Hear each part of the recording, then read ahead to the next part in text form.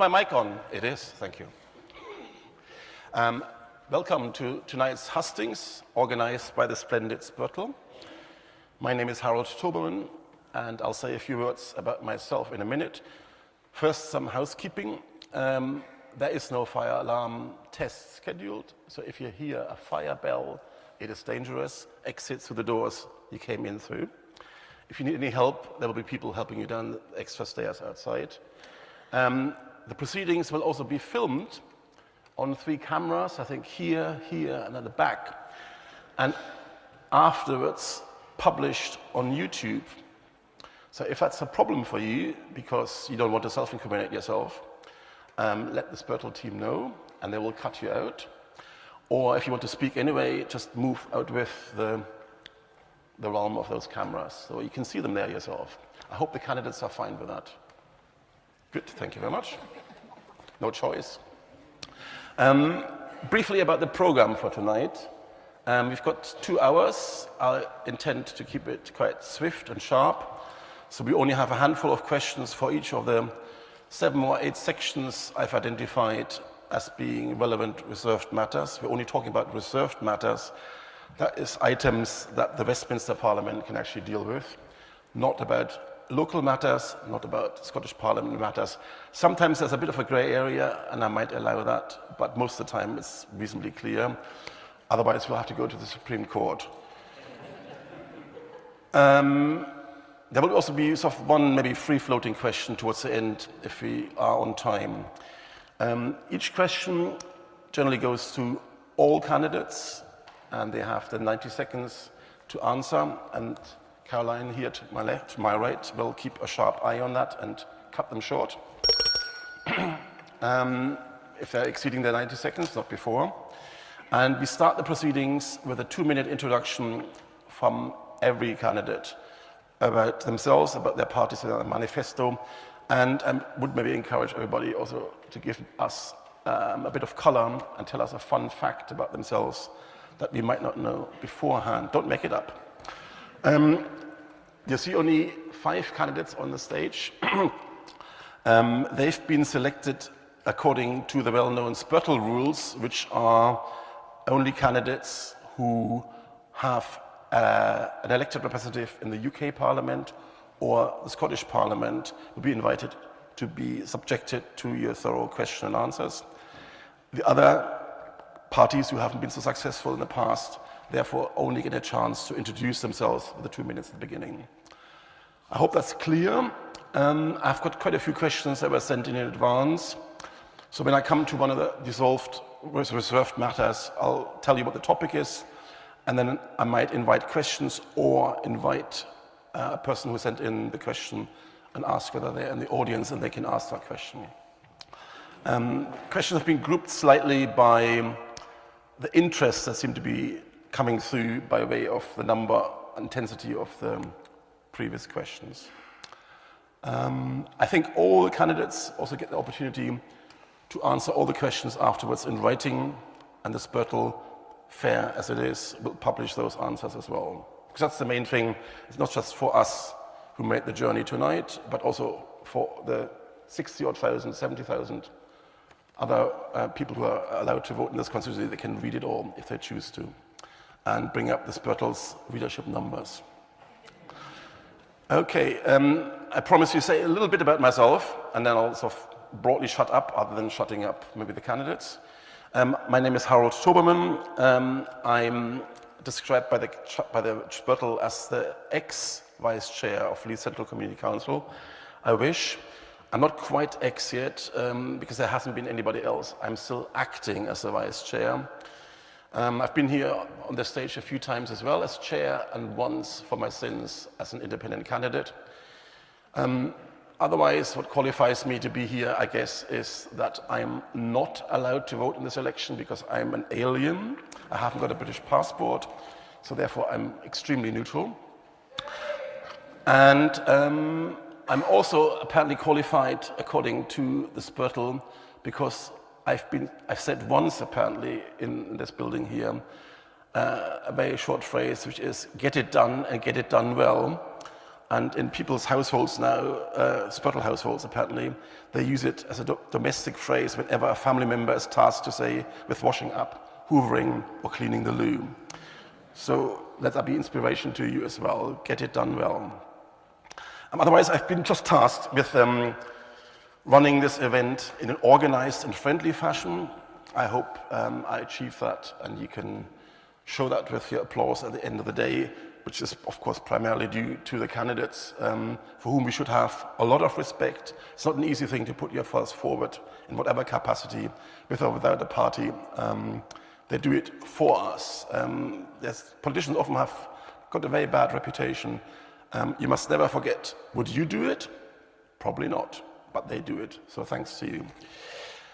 On that note, we'll start with the introductions, and the first one, purely alphabetical, which is the way the candidates are arranged there largely, plus interspersed by those who are not on the platform. I'll call you up. When you want to do your introduction, I suggest you stand up briefly so that everybody can do the same thing. Here's the mic, if you pass it through.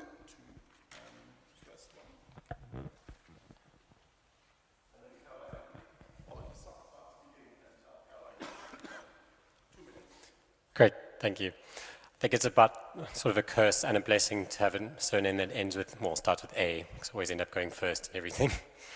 But as you heard, my name is Mike Anderson. I am the Lib Dem candidate in Edinburgh, North and Leith. Some of you may have picked up that my accent isn't quite Scottish, and I am originally South African. I moved here a couple of years ago with my husband, and I can give you my fun fact up front, is I also came here with my dog, which was quite an experience, as she is a Great Dane. So she had a great flight across on Emirates, and I hope she enjoyed it. So I am a little bit of an, I would say, accidental politician. I came to Scotland because I fell in love with the country, and I fell in love with Edinburgh. It has been a place that has been incredibly welcoming to me, and I can't thank the people enough from Edinburgh for being so warm and incredible and generous. And so I really want to be giving back to the community that has given me so much. And that's really why I started on my political journey. And I got into politics from that. And it was really seeing, when I got here, people that were struggling with the choice of putting food on the table or heating their homes, or pensioners sitting on the bus because they felt that they didn't have the money to heat their homes, they needed the warmth of being on the bus. More and more people that are struggling to make ends meet on a daily basis in their homes because of the cost of living crisis. I don't think that is right. We have amazing, hard-working people in Scotland. They deserve better. They deserve the fair deal that they were promised and the fair deal that they deserve. And that is what I am fighting for as the Lib Dem candidate in Edinburgh, North and Leith. So I'm very happy to see everyone here tonight, and I'm really glad that there's such a great audience, and I'm really looking forward to all the questions. Thank you.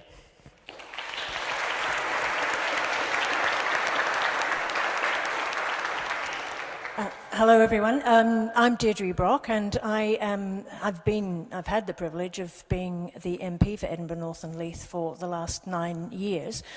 I thought I'd run through a little bit of what I've been doing in that time, because some of you may not be aware of it, but I've been SNP spokesperson for Northern Ireland. I have been spokesperson for Environment, Food and Rural Affairs for COP26, and I've been shadow leader of the House for the last 18 months as well. I also sat on the Scottish Affairs Committee for the last 7 years, which covers topics as wide as renewables through to the shared prosperity funding and access to cash and banking as well. I've led debates on the Environment Bill, on agriculture and fisheries at the time of Brexit, on food security and local bank closures. I've questioned the UK government on dubious dark funding deals, on opaquely funded think tanks, on nuclear safety incidents, and I've represented constituents on the infected blood scandal and also on WASPy women, of course.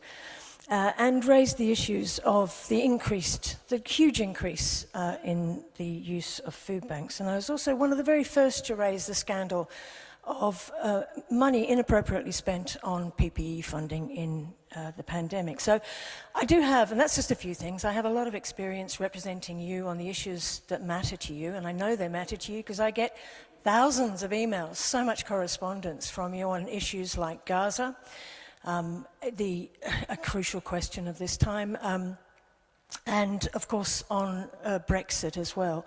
Brexit has really affected this constituency. 78% of this constituency voted to remain. It was the second highest in all of Scotland.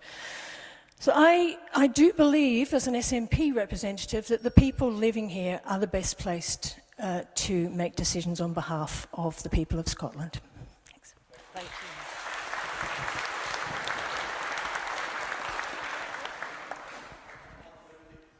you. We have a candidate for the family party, and I believe Alan was going to read out his statement because he can't be here. 2 minutes.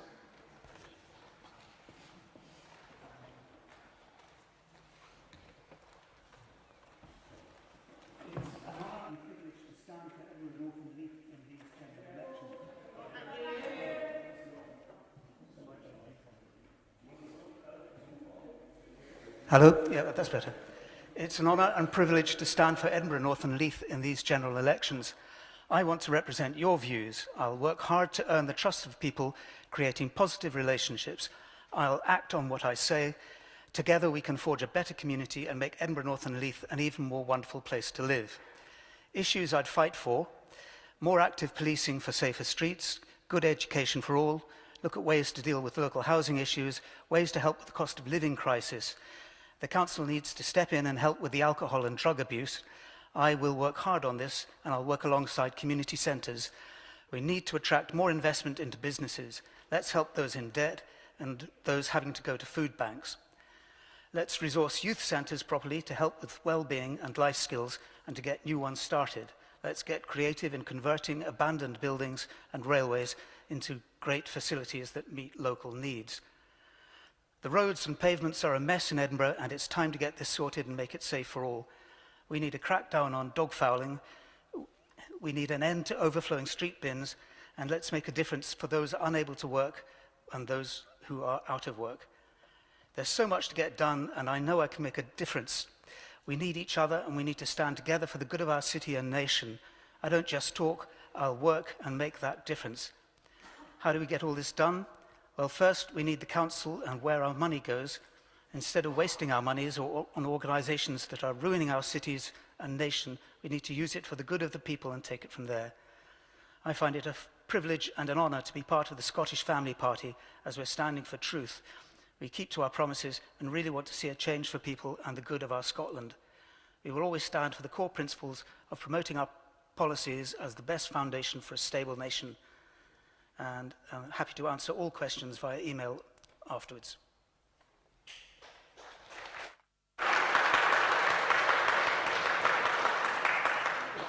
So just for clarification, that wasn't Neil Deepnarain, that was the editor of the Spurtle reading out on behalf of the candidate who can't be with us today. Next alphabetically is Tracy, thank you. I want to thank the Spurtle for organising this event and thank each of you for coming along tonight. I forgot my glasses. For weeks now, every party has had their manifesto scrutinised by economic experts and the media. Labour has been the only party to consistently pass the test of having competent plans that deliver value for taxpayers and grow the economy. And let me be clear that under a Labour government, there will be no return to austerity. I'd like to use this time to talk about the individuals who are suffering. People like Jim, a pensioner on Leith Walk, who's waited over a year for a hip replacement.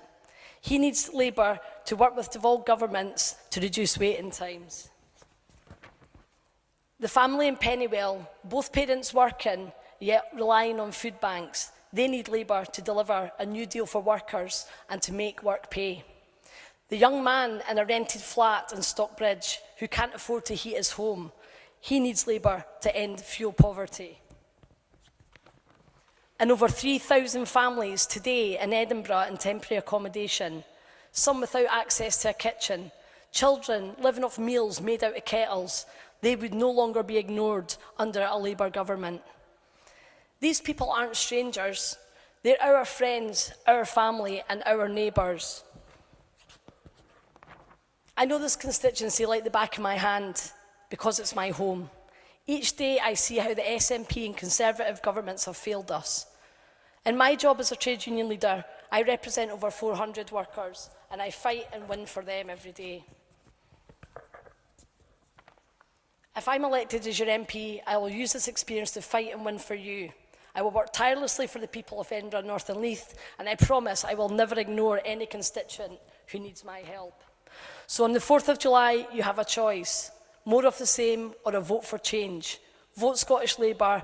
That's the only vote that will deliver the change that we so desperately need.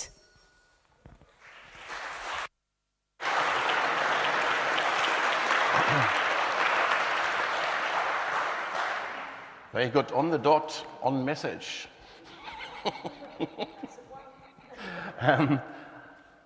Please go ahead. Alphabetically, we have David Jacobson. If you come forward and stand here as well, maybe.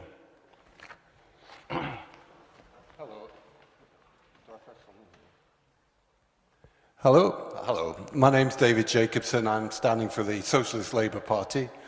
Fun fact is I'm 61 and I got my bus pass last year, so I can go about in the trams and buses a bit more freely than I could previously. I'm a resident of Leith. I've been living here for about 24 years, and I know the area and I know the constituency. I've stood before for the Socialist Labour Party, which is a party which was reformed in 1996 by such outstanding trade union leaders as Arthur Scargill.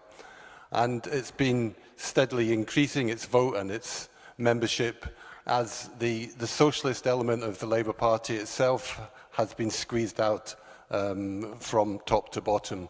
And I'm old enough to remember, and some people here may well be old enough to remember, that all trade unions, certainly in my teenage and early 20s, and all of the Labour Party constitution had a clause within it, which was a socialist clause, which was about the common ownership of the means of production and the distribution and exchange by the people of Britain. And that's effectively how you can distinguish between the Socialist Labour Party and the other mainstream parties standing in this election.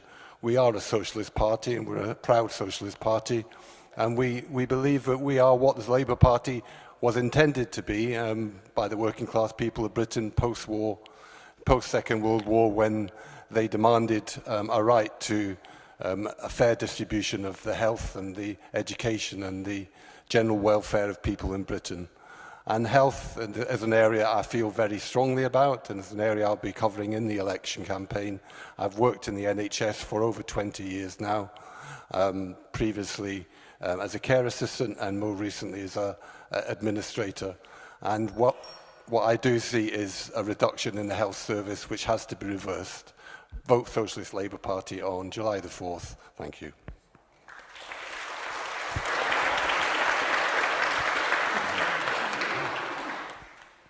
Is it me? Good evening. It's nice to see a very large audience. My name is Alan Melville, and as you can see from the rosette, I am representing Reform UK, which makes me pretty much unique in this room in regard to the candidates, because we don't agree with things like net zero. We don't like the idea of making fuel more expensive because somebody thinks that there's a problem with the amount of carbon dioxide we emit. Now, speaking as a mathematician, which I actually am, been a long time since I did a master's, but I did do a master's in mathematical modelling. I don't trust the models, and I've had good reason to it because I know how difficult it is to get it right.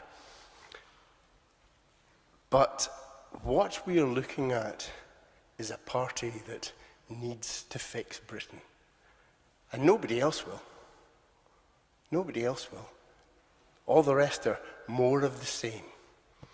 The difference between Labour Tory SNP is relatively small. They're like, what was the phrase? Angels dancing on the head of a pin. That's how much difference we're trying to figure out. We are completely different. We believe we need to get people working and that work should pay. And to that end, we intend to raise the income tax threshold to £20,000. That's quite a lot, and it's going to help people like my sister, who works at Tesco's, quite a great deal. Help me too. I'm not sure whether I'm going to make a great concession to you tonight. I expect some of the things I say will be disagreed with. But I'll be grateful for your attention, and I hope you listen to the answers.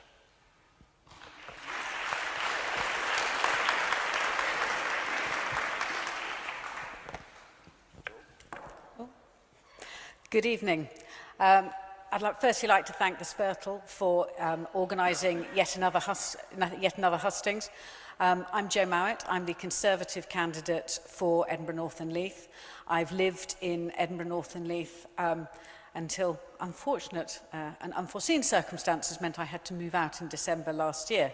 So I find myself in the position, having voted in this constituency for the last 30 years, for when I'm standing in it, I can't vote for myself, which is a shame. But as I say, I know this constituency very well. I'm also the local councillor for Edinburgh City Centre, which takes in part of the constituency. And why am I standing? I'm standing here to represent the Conservatives. Despite the 14 years of turbulence, the national shocks that we've had to endure as a country, from the crash in 2008 to the pandemic to war in Ukraine and war in Europe, I still believe that the Conservatives will get the country back on track, will take us forward. We can begin to see that the plans that have been put in place are starting to work. We do not operate in a vacuum. There are always international events that affect what happens with our inflation rate. But I do not think that we can deliver for the people of this country unless we keep the taxes low, unless we reform our services, and unless we focus on those things that matter most to the people that we hear on the doorsteps, that the basics that matter most to you, the roads, education, pavement, roads, education, the health service, and keeping more money in your pocket through lowering taxes. Those are the things that the Conservatives are pledging to deliver in this election, and I hope that you will consider giving your vote to me. Thank you.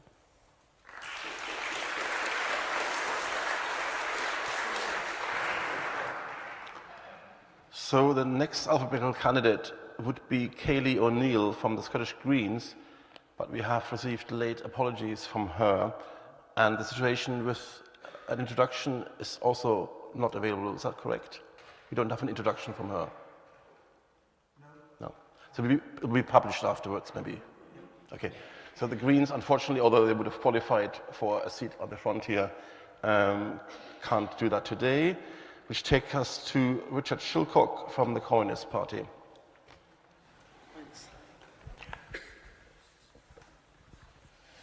Thank you for coming here. Thanks for the chance to speak. I'm standing for the party, the Communist Party, because of the unique position it holds.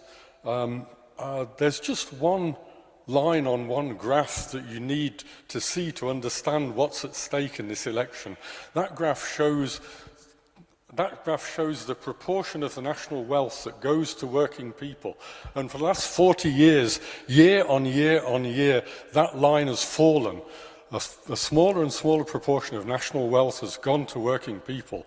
So that's the kind of class analysis that that inspires me to stand here. So I think any candidate, any party, any politician that doesn't see things through the lens of class is really is really a part of the problem. The fact that a decreasing proportion of the national wealth goes to working people is a result of a whole nexus of assumptions to do with the role of the deficit, the cause of inflation, the role of the trade unions, the national infrastructure like the National Health Service, a whole lot of these things. The Communist Party has a very different take on all of these from the leaderships of the big parties. So that's the unique take that we have. I want to spend the last half talking about the item that's always at the top of the agenda for the Communist Party, and that's the issue of peace. Peace is an existential question. In hours, humanity could be destroyed by the escalation of the war that we see in Europe at the moment. The Communist Party is the only party of the big parties where that's calling for an immediate ceasefire, both in of the genocide in Gaza and also in Ukraine. We want to return to peace negotiations there. So that's the actual position that we take. Thanks for listening.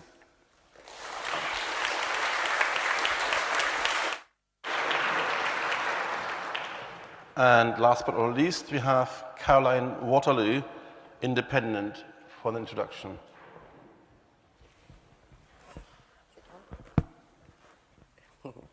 Hello everybody, good evening. My name is Caroline Waterloo. I'm a bit nervous because I'm not used to, I'm not a politician, not yet, maybe later, but I'm a member of the Edinburgh People Party, but the party formed quickly, so in response of what happened at the time, and this left insufficient time for us to actually register with the Electoral Committee. We have 5 candidates standing in each constituency, and the aim of the Edinburgh People Party is to represent Edinburgh people first and foremost. And the single issue is summarized simply with these 2 words, Edinburgh people. And we stand in such a way as to give a voice to the people of Edinburgh, make sure that that voice is listened to, make sure it's acted upon, and make sure it secures the improvements demanded. Now, the strategy of the Edinburgh people is to achieve this aim ourselves without relying on career politicians. Now, Edinburgh People is a grassroots, member-led, democratic political party with voluntary membership fees. We operate a one-person, one-vote system, and whereby members both propose policies and vote on policies. Members also vote to select their candidates, and in due course will vote to reselect their sitting councillors, MPs and MSPs. Now, at the launch of the party, we had a small number of members, hence we voted on a small number of policies. And these policies you can find on our website, edinburghpeople.org. Now, a little bit about myself. I'm originally, I'm Dutch. I'm not originally from the Netherlands, but I've lived in Edinburgh for 10 years. I came from Dublin, where I lived accidentally for 10 years too. I loved Edinburgh, and it was a very happy place. But over the last 2 years, I found something has seeped out of Edinburgh, and it's not a happy place as it was when I arrived here, and I hope to get that back. I also hope for my own... Oh, okay, thank you.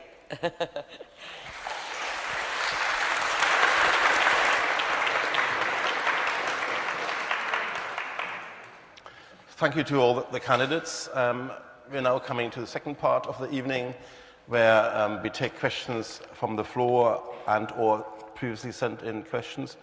I will call people who sent in questions, and if you're here, you can maybe ask the question yourself. Otherwise, I'll read it out. The questions will be generally addressed to all candidates, and I'll try to vary the order in which we take the questions, so everybody will have to be first. The other ones a bit longer to think about it. So you already did one first there, so you're off the hook. Alan, do you want to be a gentleman and be the first for the first question? And then we'll just maybe always go around in circles. Okay. So the first question would be on Constitution and Foreign Affairs. And I had a question sent in by Martin Hunt. Is he in the audience, Martin Hunt? No, so I'll just read it out briefly. Would each of the panel give their view on whether they would support a further 60-40 referendum on allowing the UK to rejoin the European Union? Sorry, I didn't quite. I'll read it again. Would each of the panel give their view on whether they would support a further 60-40 referendum on allowing the UK to rejoin the EU? So they want to have a 60% majority, I guess. Should I stand just? No, briefly. Speaking as the successors to the Brexit Party, and technically the successors to UKIP, we've left. It took us 43 years to get out. Can we spend another 30 years working it through, making sure we get the benefits of Brexit, and let's, in 20 years' time, 30 years' time, maybe. But right now, no. It's only been a decade.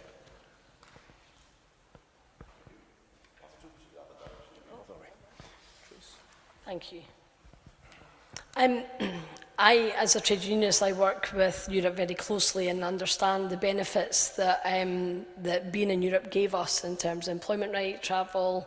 It's been much more complicated since Brexit happened. I didn't vote for Brexit. I wouldn't have voted for Brexit in the same way as I think independence would be a disaster. I think that Brexit's also been problematic.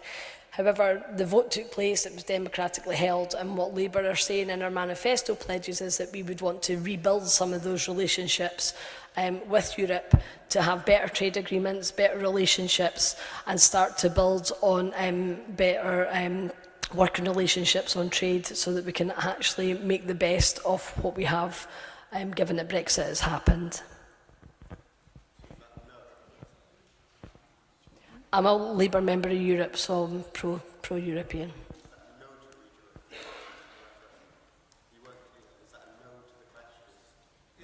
It's yes, so it's not in the manifesto to rejoin Europe.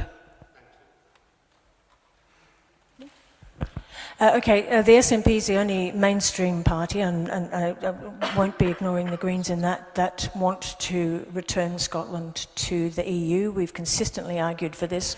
As I said before, 78% of this constituency voted to remain in the EU, and unfortunately Labour, Tories and the Liberal Democrats are all ignoring the voices from Scotland. We voted 62% to remain across Scotland. It looks much higher now, around about 72%.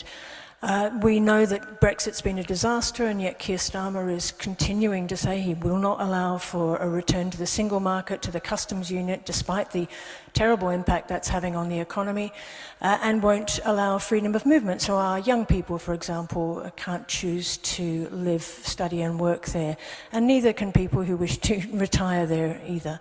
So we would advocate very strongly for a return to the EU when Scotland is independent.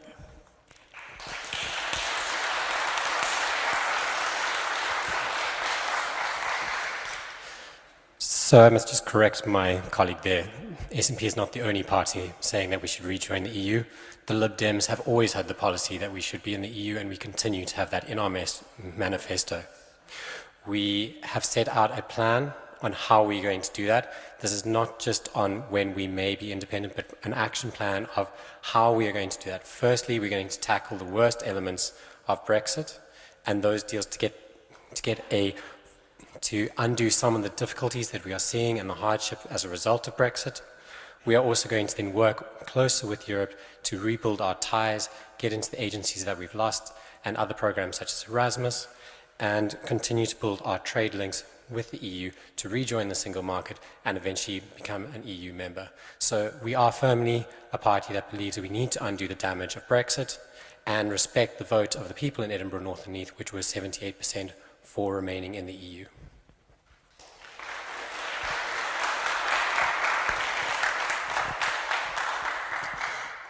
Thank you. The Conservative position and my position is that after the divisions of the independence referendum 10 years ago for Scotland and the Brexit referendum, we should not be rerunning any further referendums, given the damage And the difficulties that people have experienced, we need to get on and to deliver that and to take the benefits that can come from having a relationship with Europe but not being within Europe. And I also think, given what happened in the European elections last week, Europe is going to start changing. So that may be a decision that it may, I don't think you can take as read that it's 72% today, it would be 72% when we had a poll, because Europe looks as if it is on the cusp of great seismic change. So I would be very concerned that we would bring yet more disruption rather than trying to get on and deliver what can be the benefits of Brexit by further disruption and further interruption to trade and to policies. We'll have one question here from Fiona Campbell. Is she in the audience? No. I'll read it out briefly. It's only directed to one candidate, Alan, to the Reform UK candidate. How can you convince me, that's Fiona Campbell, how can you convince me that your flighty political allegiances to UKIP, Brexit Party, independent candidate, etc., makes you fit to govern and lead? So she doesn't like the fact you've been a member of various parties. Only you. Well, UKIP has fallen apart. The Brexit Party was disbanded, although I was technically never a member. I ran as an independent because I wouldn't get through UKIP vetting. After a slight argument with Mr. Coburn, who I described not particularly well in a BBC interview. And where else am I going to go? Reform UK are the only party who are offering the sort of change that we need in this country. So, of course, I've joined Reform because I frankly don't trust the other big parties. And I'll take one more question on the area of Constitution and Foreign Affairs from the floor. So only on the subject of Constitution and Foreign Affairs. Somebody has a question ready in the audience? Over there, if you wait until the mic comes to you. Put your hand up again.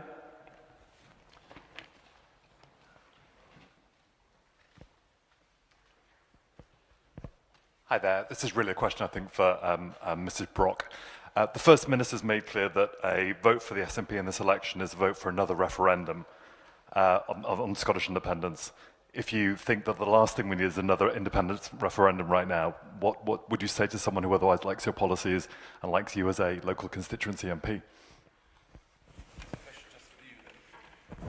Sorry, are you saying you would like to vote for me, but because of independence you won't vote for me? I'm sorry. So it's not so much for me, but just as sort of general proposition.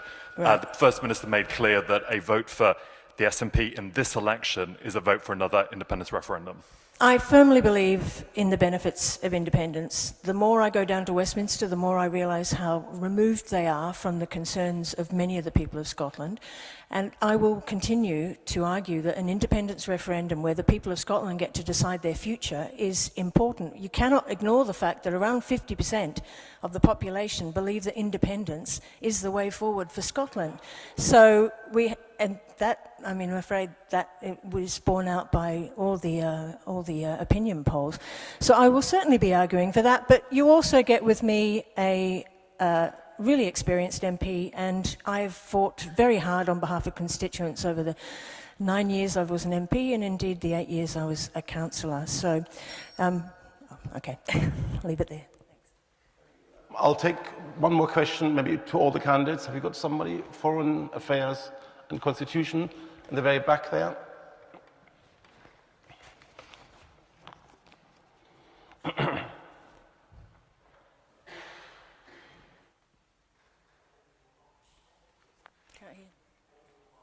Ongoing. Okay. What would your party do about the ongoing genocide in Gaza? Foreign Affairs, okay, we'll take that. We'll start with Tracy. Hi, thank you. Thanks for the question.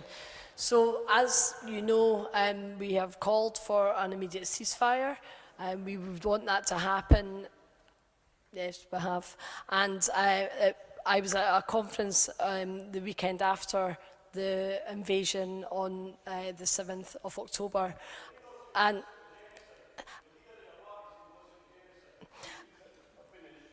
And at that conference, Anna Sarwar was also there and also called for an immediate ceasefire at that point.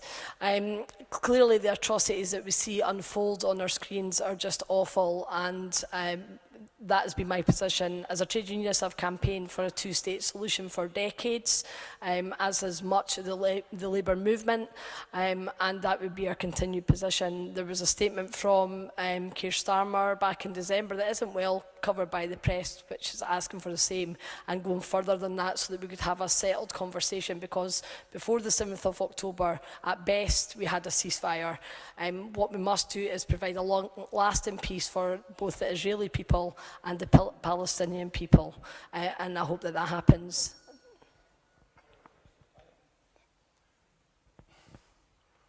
What genocide? The only genocidal actions taken in Gaza and taken in Israel were the murder of 1,200 innocent Israelis, some of them attending in music festivals, babies chucked into ovens, kids burned alive. I do not care, sir. Israel is attempting to wipe out an organization that will never, ever compromise.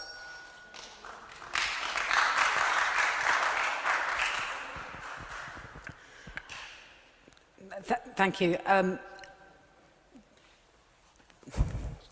Sorry, noises off on the side. The Conservatives want a ceasefire and they want a two-state solution. That's our position that we've put out, that David Cameron is working to try and deliver along with other nationals. But a ceasefire requires both sides to lay down their weapons and agree not to kill the other side. So until Hamas can make that commitment, we can't expect there to be a ceasefire. I can't hear what you're saying, sir, sorry. Yes, both sides should make that commitment so that we can deliver a two-state lasting peace for both the Israelis and the Palestinians. I think that's what probably everyone who watches what is both the atrocities that were committed by Hamas on the Israelis and what is happening in Palestine on a nightly basis wants to see. But that cannot be delivered without both sides committing to it. And that's going to take international efforts to engage with Israel and with Palestine to work together to give them that space so that they can deliver that two-state solution.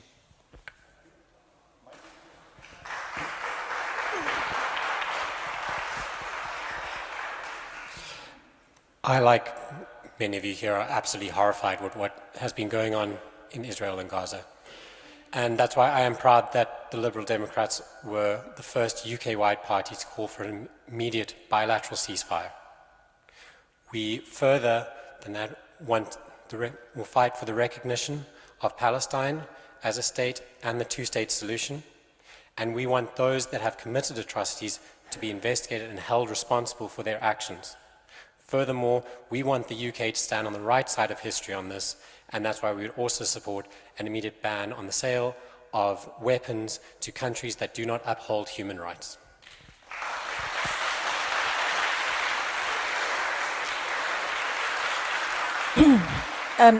Many of you will know that the SNP used their Opposition Day debates to bring motions calling for an immediate ceasefire in Gaza. That was, unfortunately, particularly with the second motion, there was a lot of politicking going on. I often think that the movement of Labour and other parties towards calling for a ceasefire finally is simply because the SNP forced them to that position. I am proud of that, actually, because I find, and I am really disappointed to think, sorry, Prince Bob, I'm really disappointed to think that if the whole of the Parliament had united behind that first motion, the strong message the UK Parliament could have sent to Israel was lost. And we tried with the second motion, but as we know, there were political games going on, and we couldn't get that through. But we also call for those people who perpetrate atrocities to go to international court. We call for the recognition of the Palestinian state. And we call for the halting of arms sales to Israel.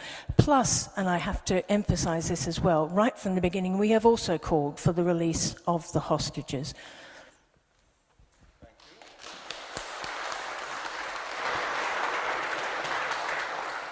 We'll move to the next area of questions, which is titled Energy and Environment.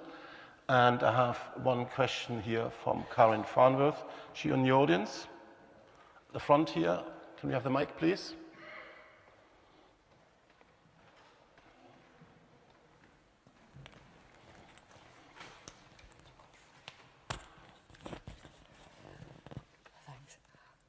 The effects of climate change and environmental degradation are increasingly seen at home and overseas.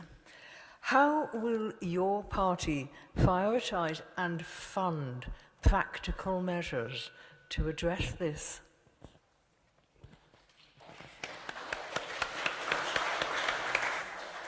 Thank you. Is that on? Right. I'm not going to sit and ferret through the manifesto for all the funding commitments that have been put in place, because that's really boring for you to watch. The Conservatives, we have committed to net zero. We've committed to how we get there without ruining the economy and costing, there's no point having no economy and having net zero. It has to be done in a way that is affordable and creating the new greener economy and green jobs that will have to come out of that. And we have a costed programme which is in the manifesto, but I can't give you all the details at the moment because I haven't memorised them.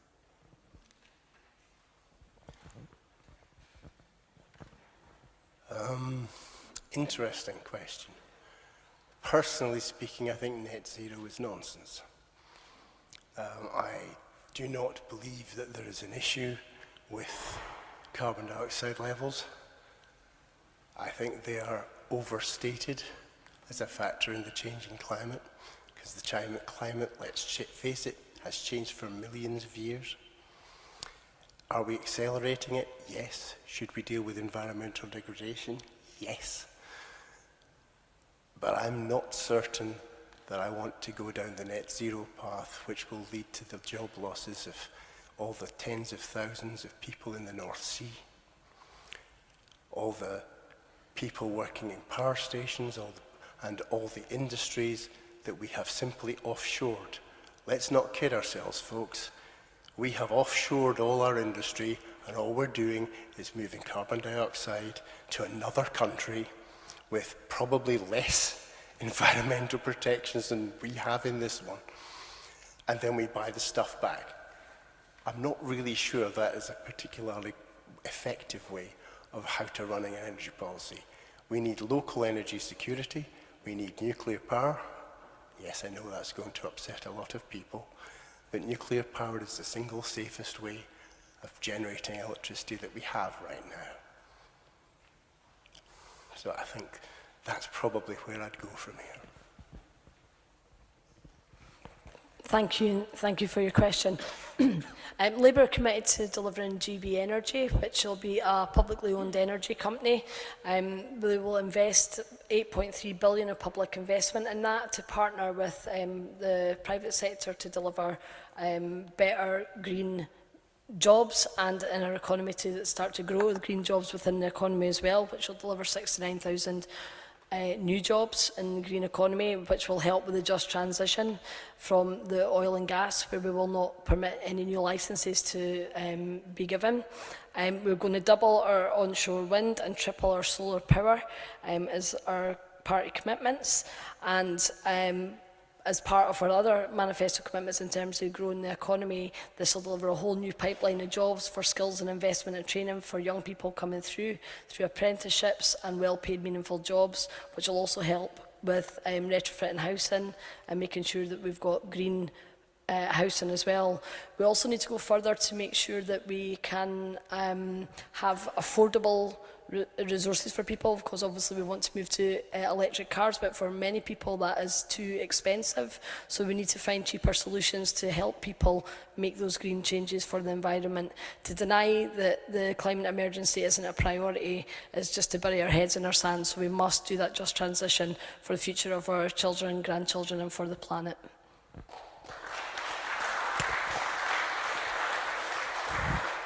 I find it difficult to believe that facing the climate crisis that we are, there are still people like Alan who continue to deny that there are problems happening in this world, I have to say. So my personal view is that we must invest much more heavily in renewables. Tidal, for example, we have a company right here in Edinburgh, North and Leith, Nova Innovation, which is doing fantastic work in that regard, and that will sort out the issue of base load, which is something that nuclear supporters always bring up. I do not support nuclear energy being brought in under these small modular reactors that the Tories in particular are keen on, and I think Labour as well. They still produce nuclear waste. We still don't have any proper answer to the production of nuclear waste and a safe way of storing it.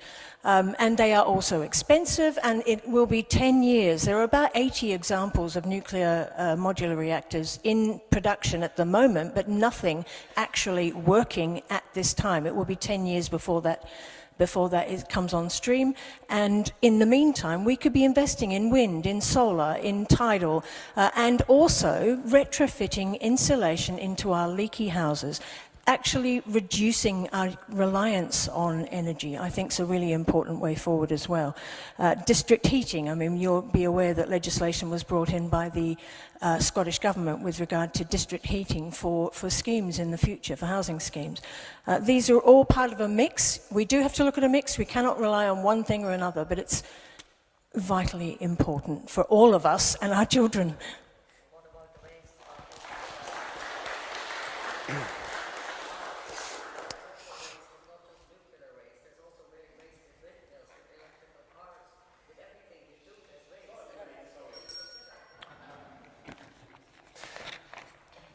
Across Scotland, there are people that are looking to make this transition.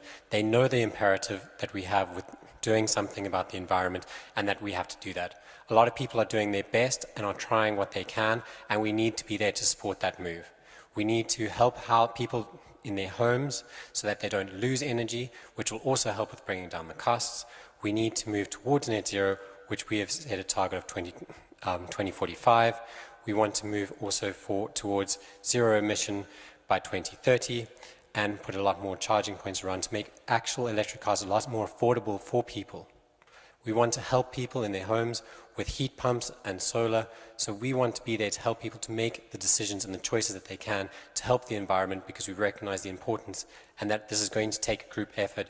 We are going to get there. It is going to be an uphill fight, but the one thing that Britain is best at is when we have our backs up, we know how to get out there and make a change.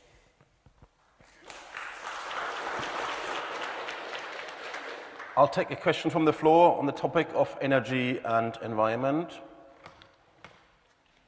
The gentleman in the middle was first, I think. I'm sad to see the Green representative not here for this question. She's maybe going to look at her emails for her contract for her new air thingy-mabobby. But I'd like to ask the candidates if their homes are suitable to change from a gas boiler, and if they are, have they already done it?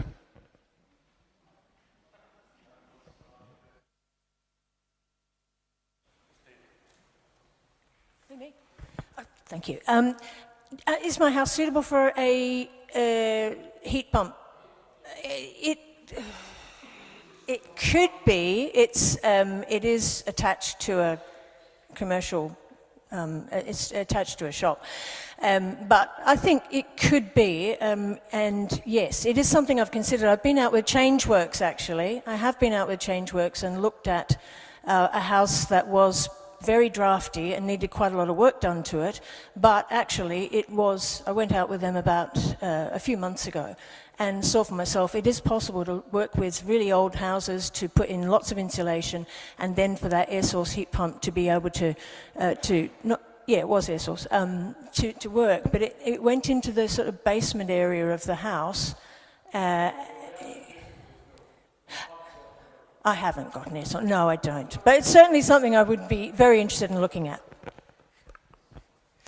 So I only moved into my house in August, so I haven't put in action yet to do it. So but what I can say, is, yes, I agree with you. We have already started with our factor to look at how we can put in charging, how we can do solar, and how we can look at, for our building, that we are a newer building, so we do have good insulation, and we were looking at how we can make the changes in the building for the general building as a whole. Thank you. Now, I moved in December, and I've moved into a flat in a larger factored estate. So I've got a gas boiler at the moment. I don't think it would be appropriate you couldn't put air source heat pumps on all the flats because of the planning regulations at the moment. However, what I would be interested at, and on my list of things to do, to look at we're going to need in the next 10 years a solution for the whole estate, because it would be, you'd want to look at district heating for the whole area rather than individual air source heat pumps. I live on the 4th floor, so the property is not really suitable for a heat pump. We currently don't have a gas boiler because it broke down. We're looking at replacing it with an electric one. I also live in a flat and I don't have one. So yeah, as part of my answer that I originally said, we do need to look at alternatives to see what's both affordable for people and take them on that journey to be to make better choices for green choices for the environment as well. I'll take us to the next area of discussion or questions, which is finance and social care. And I have a question sent in by the Stockbridge Parish Church. Is anybody here from that grouping? The gentleman at the front here. It's about the social care question, yeah? What are your plans for social care? When do you expect to implement? How will you encourage regarded professionals?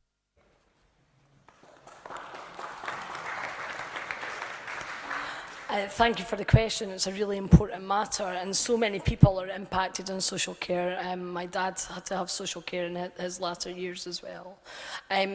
One of the things that Labour are committed to do is to bring in sectorial bargaining for social care sector to rise to inflate wages, so that we're encouraging people to come into the service, because right now they're paid too little money, and delivering the new deal for working people, which is also a Labour commitment, will help towards that.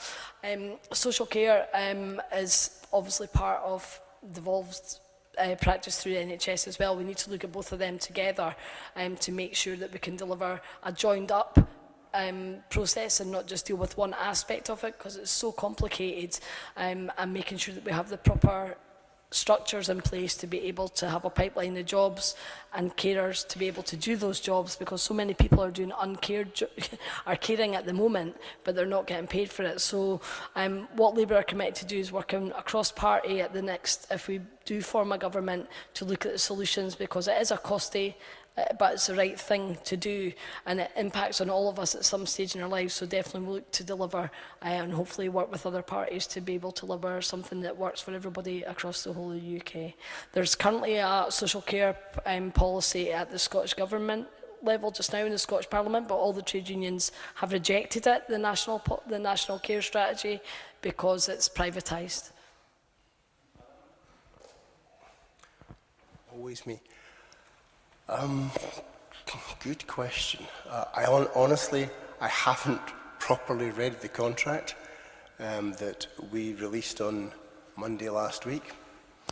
So, yeah, I've got to be honest. I spent the last week laid up in bed with whooping cough. So, reading manifestos and the like was the last thing I was going to do. In terms of how do we get people to work in social care, well, one of our major commitments is to raise the income tax threshold, so hopefully that will help. I'm not sure what the average wage is, but it's not high, and certainly not paying income tax on that will only help. We are determined, as I understand it, to make people who work in the NHS, nurses, doctors, carers, they will be given a tax-free grace period of 3 to 5 years, which will help them to stay in the industry, because frankly the turnover is very, very high. My nephew works in providing carers for the NHS, and he says the turnover is absolutely incredible. People are there for a month or maybe 2 months, and then they move on to something different, taking their skills with them. So we need a proper training program to train our people to do it right and to get it right. Okay. Thank you. As Tracy was saying, that health and social care are both devolved issues. At a UK level, the Conservatives have committed to funding local authorities with increased funding. We will get that moved on. We will get a Barnett consequential from that in Scotland. And the Scottish Conservatives, when they have looked at this, we have identified that one of the biggest problems is there's no training and progression for care workers. So you want people to come in to be able to say, this is a career, there's a career path for you here. You can start as a carer, but you can move through, which is about securing better conditions of work, but also improving that training and working with colleges to do it. What the answer isn't is to spend £2 billion on reforming the service, which is what Tracy was referring to. You'd be better spending that £2 billion on wages and creating a career pathway for carers so that they have a security and can see that progression, so they're not starting at one wage and thinking, I'm going to be sitting here for a lot of my life if I stay in this career without any sort of wage increment and going up. So that's what we have committed to. Thank you. Joe mentioned one of the biggest problems facing health and social care. I think one of the biggest problems that has faced health and social care has been Brexit and the loss of so many carers who have headed back to Europe. And also now with the really, I find quite repugnant immigration attitudes from the larger parties, the difficulties that carers are now experiencing with the introduction of spousal visa fees, which are requiring them to have £29,500 before they can bring a spouse and associated and their children over, and next year that will be climbing to £38,500, making it impossible for those people to stay here and care for us. We face a real crisis in this area, and it has been brought about by government policies, and I would like to see those reversed. I think the National Care Strategy that's been brought up, I think the aim is ultimately to move to a public system, but it has to be, at this stage, it has to be long-term, a long-term vision, but it is something I know that the Scottish Government's committed to, and certainly the SNP Trade Union Group is very much committed to pushing the government down those lines.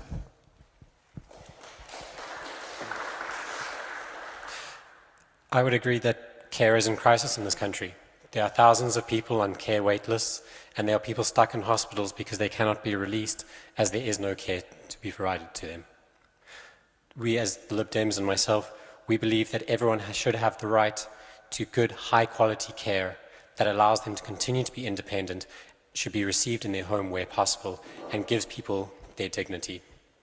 And we have made care a central part of our whole campaign. We would see higher minimum wages for care workers, and for unpaid care workers, we would support an increase in the carer allowance, which would put funds back and put funds available to Scotland to increase the carer support payment. We would also go forward with paid carers leave on the back of our already Lib Dem gains of getting unpaid carers leave. And on top of that, we would also build in incentives to get people into the care industry, get them progression, and allow them to have a full career in care.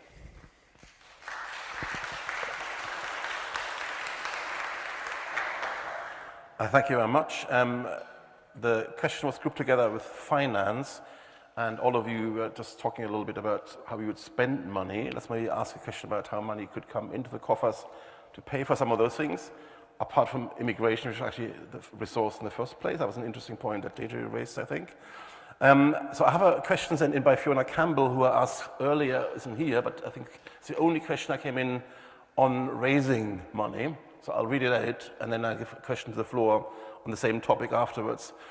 She asks, of the candidates, do you plan to charge VAT at the full rate of 20% for independent schools? And if so, can you guarantee that the money will benefit all children in state schools? And we'll start with Mike. As the Lib Dems, we do not support VAT on schools. We do not believe principally that education should be something that is taxed, and it should be available to all. The problem with the VAT, if we put the VAT on schools, it is a one-fit solution that's being put forward that's across the whole of the UK. Private schools in Scotland are in very different circumstances to those in the rest of the country, and a lot of the people there that are sending their children to those private schools are not the ultra-wealthy. There are people that are making sacrifices and working hard to try and put their kids in those schools. By putting that on, those costs will be passed back onto the parents, meaning that those children will have to go out of those schools, putting further pressure on the state schools, creating a massive elite of only very wealthy people that could ever afford to put their kids through private schools. And also that money is not clear where that money is going to come back. How is that money going to help the people in Edinburgh, North and Leith? Once it's been collected, goes to the UK government, comes back through bond consequentials. How is that actually going to support people in Edinburgh, North and Leith? Independent schools are held to the standards of public benefit. If they are not meeting those standards of public benefit, then they should be held to account for that. That does not mean we should tax them, which is a tax on education.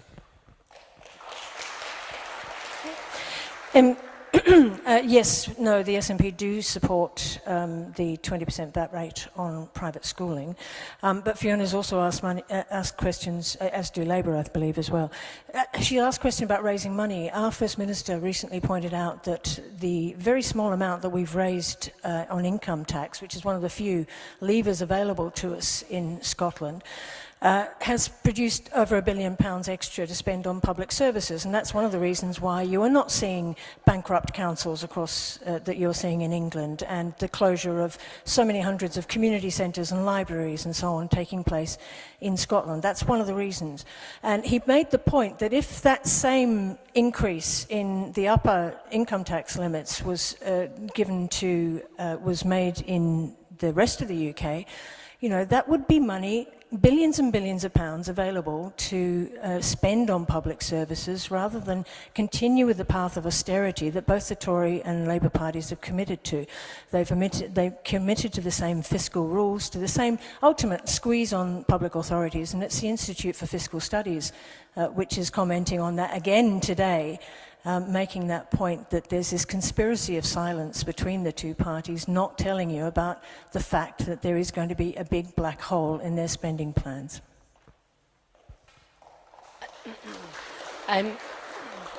On the matter of private schools, which I believe was the question as well about using, Labour are committed to putting 20% VAT on private schools, because parents tell us that schools aren't good enough, and that's not good enough for Labour.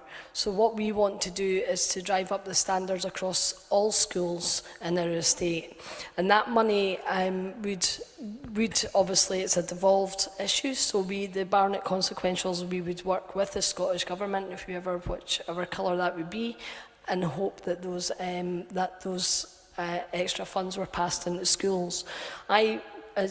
Teachers across the state sector are struggling to teach kids. They're bringing food in for kids in schools. Edinburgh, North and Leith is a unique constituency in some respects because of the number of schools that we have. But we have to drive up standards for every child. Every child's parents are aspirational for their child regardless of their income and background. So yes, we would be supporting that policy.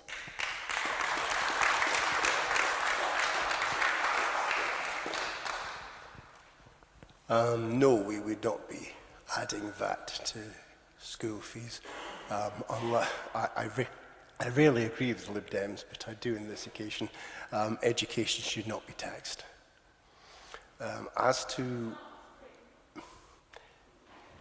But it's not taxed. Private school fees should not be taxed. It's their education. It shouldn't be taxed. Sorry. The other part of the question I didn't quite catch. How would you tour? If we're not raising the extra money, then there's no Barnett consequentials to be passed on. Sorry. That being said, do we want to go into how we're going to raise money generally? Briefly? Well, part of the problem is not so much raising the money. We've already got a, 70-year high in taxes? I think we've all noticed that. It's not a question of raising the money, it's a question of government needs to learn to cut its cloth to match its purse. I mean, one of our proposals is the quantitative easing money that was issued by the Bank of England, about 900 billion quid, is sitting in the accounts of the big banks. And we pay interest on that. We pay 5.25% in interest to the banks. I don't understand why we are increasing the profits of the major banks by 40 billion quid a year when other countries don't do the same. That's just one simple saving. You know, we just stop paying that. Right, that's 40 billion we've got to spend somewhere else. That's how we sort the country out. Thank you. Back to the question of should we charge VAT on school fees? No, the Conservatives are opposed about this. I think it's not only an innumerate policy across the UK when you calculate how much the state is going to have to pay to educate the children that leave the private schools who are not being paid for to be educated by the state at the moment. But in Edinburgh, it's a particular problem. Because we have a high number of our pupils we have so many private schools, and we have between 25 and 30% of pupils at private schools. We know from the figures that are coming out that there is going to be that there will be parents who simply cannot afford to pay the fees if the 20% of VAT is put on them.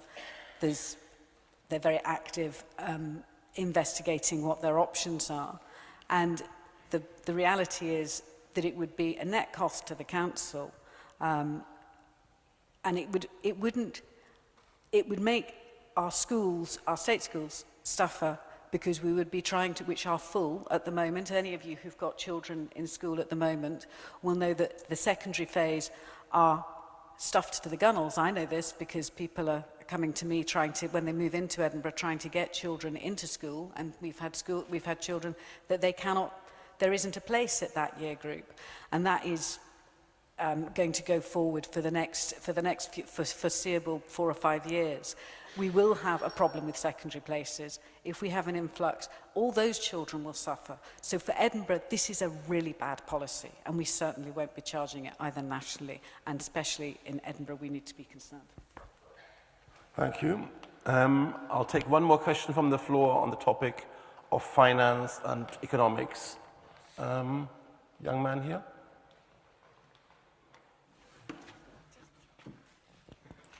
Thank you very much. There can be no place in our society for cruel policies like the rape clause and the 2-child limit on child tax credit. Will the Labour candidate tell us if her party will scrap these vile policies if, as expected, Labour forms the next government? Thank you for the question. We opposed it, and we were right to oppose it, and we'll continue to oppose it, but it's not written into the manifesto. However, I had a recent meeting, you'll know, I'm sure, I had a recent meeting with Joseph Rowntree Foundation and the Trestle Trust, and actually that alone will not be enough to lift hundreds of thousands of children out of poverty. And we also need secure housing, which we've just cut the affordable housing budget by millions of pounds, not in this election. However, that we have a commitment in this manifesto to look at universal credit, which we will be looking at, and as part of that, that will also lift children out of poverty, along with the New Deal for Working People, which will lift 200,000 families out of poverty. As well. Starting with Deirdre. Yeah, I mean, we have consistently argued against that child benefit cap, the two-child benefit cap. As I understand it, and I'm surprised to hear Tracy say this, because my understanding was that Labour was firmly committed to retaining that, and that's what's been said recently. I've taken that from the press. I think, unfortunately, when you look at what Labour is proposing in terms of retaining the two-child benefit cap, but removing the cap from bankers' bonuses, I'm afraid that sends quite a strong message to people about where Labour's priorities are. I think the Scottish child payment that the Scottish Government has brought in, and which has been lauded by organisations like Joseph Rowntree, is making a huge difference to child poverty statistics. The two-child benefit cap, and this is something that's been brought up by Institute for Fiscal Studies as well, is likely to see many 100,000 more children slide into poverty as a result of it. It has to be stopped. I'd like to see a strong commitment from Labour, who clearly are going to form the next government with a massive majority. I want them to take that through and commit to it now.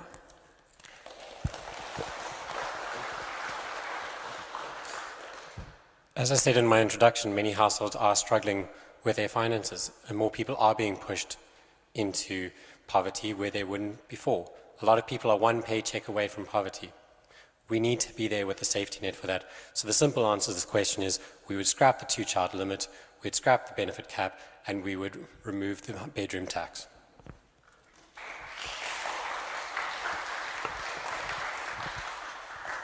Thank you. No, we don't plan any changes to these policies.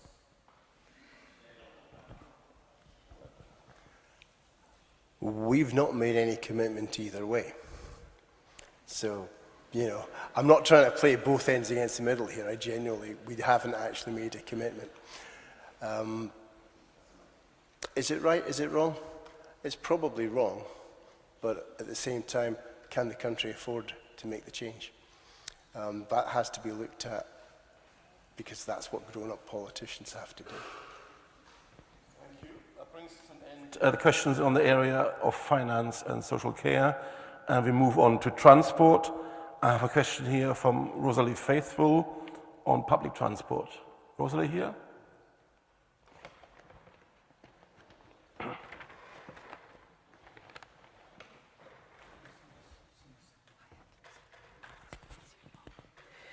So the UK has the most expensive public transport in Europe. What will your party do to ensure that public transport is reliable and affordable? Yes. Mike. Yes, I agree with you. We do have our transport is expensive. It is a balance between getting transport that is reasonably priced as well as that is effective. There's no point in free transport that is not effective. But we want to push those decisions back down towards local level, into local hands. We want to have that out of the centralized system of Westminster or Holyrood, so that people in local areas can make local choices about their bus routes.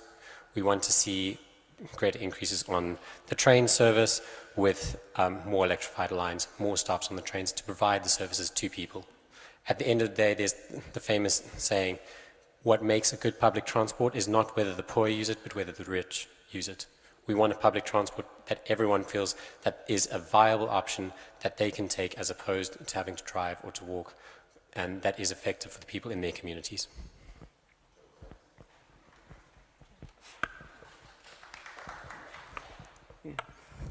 Thank you. Thank you for the question. The Conservatives have committed to a £2 cap on bus fares to make bus fares more affordable, which the vast majority of people will use buses rather than trains, and to bring back some of the beaching lines that were cut so that we increase the availability of train travel in the country.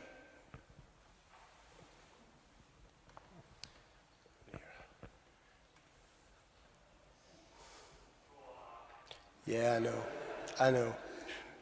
At least I got a laugh, that's a nice change. We haven't committed to limiting bus fares. It's probably a good idea, but as I said, we haven't made a commitment to it. We do want to see additional investment in public transport, but that has to be done on a proper basis. So having foreign companies coming in, buying a rail franchise, and then charging everybody through the nose is not the way the railways should be run. The question, of course, is how should they be run? And that's actually a very difficult one, because I don't know how many of you remember British Rail, but I don't think any of you who do remember it with affection. So we're in a position where we need to encourage investment, and where we're going to get it from. We like to see pension funds investing in transport infrastructure.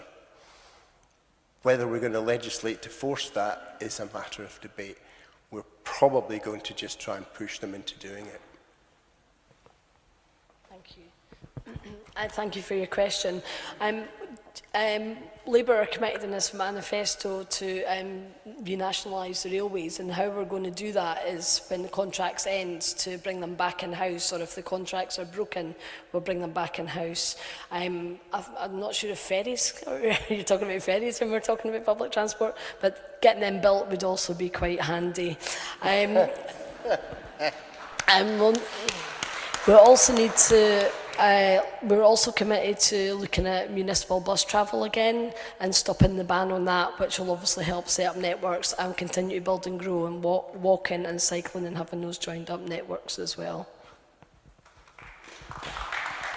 The Scottish Government's already made quite a good start. We took in ScotRail into public ownership in our manifesto. We would like to see Network Rail taken into public ownership in Scotland as well, so that's the infrastructure that the trains travel on. I think it's really important that move to take ScotRail and eventually Network Rail into public ownership, because that means that the profits from those businesses don't go into the pockets of shareholders, they go into the infrastructure. They're invested in the infrastructure itself. We've also, and that ownership has meant that ScotRail has been able to offer the off-peak rail travel deals that we've seen recently, which have been really important for many people across the country. We also have seen free travel for under 22s and free bus travel for 60s and over, and that is something I don't think a lot of people are aware of, that in fact in most of England you don't get free bus travel until you're 65. I think London is one of the few places where you can still get bus travel free at 60. So I think that's something that the Scottish Government brought in, and I think that's really important. There's also been record investment in active travel. So hundreds of miles of walking and cycle paths have been created, and we have seen record funding in active travel in just the last budget. So these things are all part of the mix, but transport, just in terms of the environment, because transport emissions are very high, we need to invest in that active travel.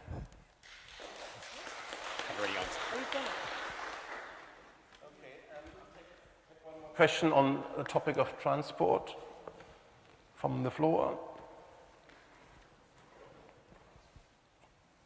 Where? This one?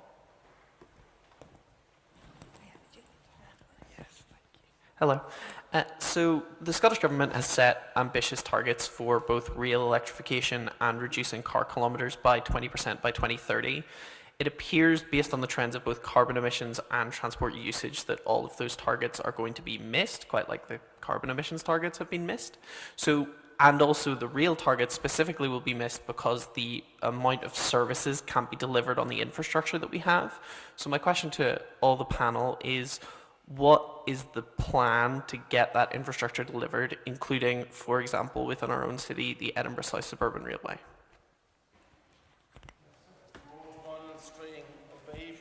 Stuff matters a bit, but I'll allow the question anyway, and we'll start with Tracy. As I said, obviously, as the contracts run out in terms of GB Rail, we're going to bring them back in-house, and that includes the infrastructure as well, so we want to continue to invest. We'll also want to invest in making steel so that we can start to create jobs, and that'll be good for jobs across the rail networks as well, and make our own train carriages. So the infrastructure, we need to invest in it, and that money, as we bring it in-house, that money will go straight back in to GB Rail so that we can keep that infrastructure going. I don't know where I did the last one. Interesting that you say you want to invest in steel when we're about to close the last steel foundry in the UK in Port Talbot. Electric arcs welding does not make steel. You need carbon to make steel, so we need those blast furnaces with the coke working. In terms of the original question, you spoke incredibly fast, and I found part of it was quite difficult to pick up. So, with all respect, yeah, could you repeat the last couple of minutes of your question, because couldn't catch. So to finish the second half of the question, yeah.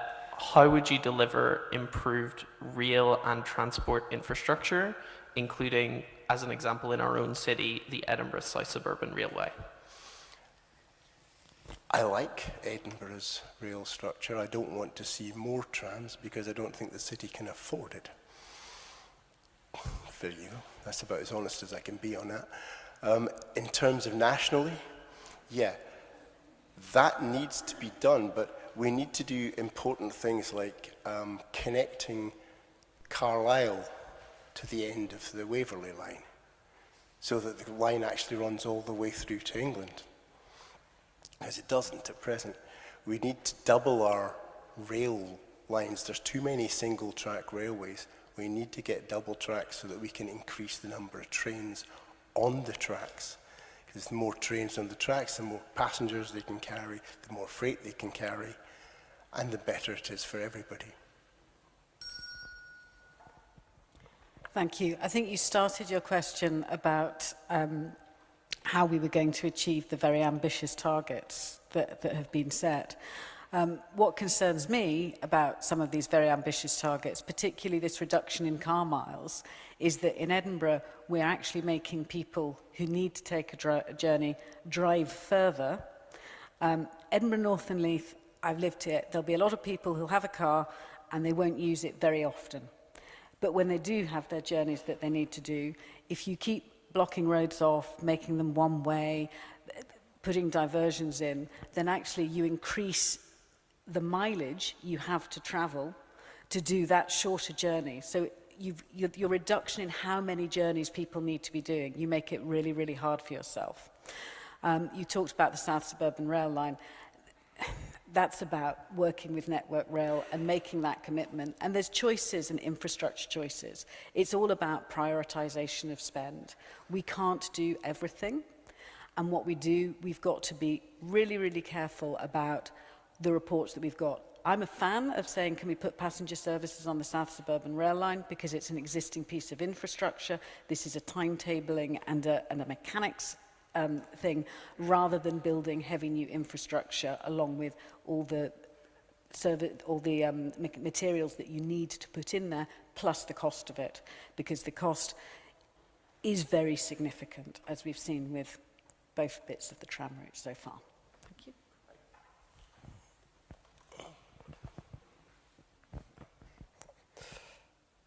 Yes, I agree, and I think it's a pity that we again are seeing another target that we're looking at missing. You know, it's about financial choices, and it's about choices that we make, where we put the money. We need to be serious about climate change, and we need to do that in a sustainable and just way. We can't simply tell people to give up their cars. For some people, that is a vital part of their job, or how they get around, or people with disabilities need that.